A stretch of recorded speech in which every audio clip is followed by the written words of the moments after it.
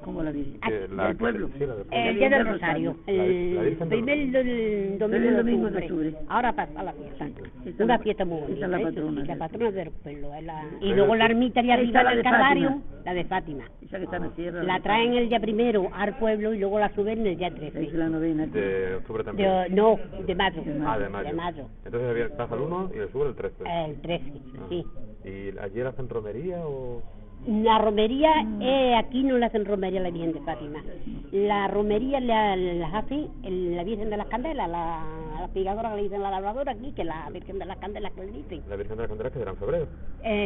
No, No. después de la Semana Santa. Ah. El domingo de Pascua, el día de Pascua. El día después del domingo de Pascua. El lunes de Pascua. El lunes de Ah, pues, Pascua. Bonita, la llevan a la Virgen, Sacan la le han Virgen. hecho allí una ermita y la entran todo el día allí dentro, hasta luego ya por la tarde. Y la de traen. hacer misa allí en el campo, hacen una Ahora ese día se queda el pueblo, nada más que con los cojos y los matos. Y yo creo que los cojos y los matos se llevan.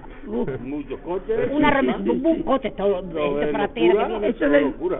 Sí, Eso sí, es la ilusión y los del inválidos de aquí de Arcuesca También también, que los todo. inválidos los Se llevan van también. pasando. Sí, una romería preciosa, una romería preciosa. Eso ya es... Sí, eso ya es ni Rosario, ni Semana Santa, ni Nochebuena, ni nada, como eso ya no hay nada.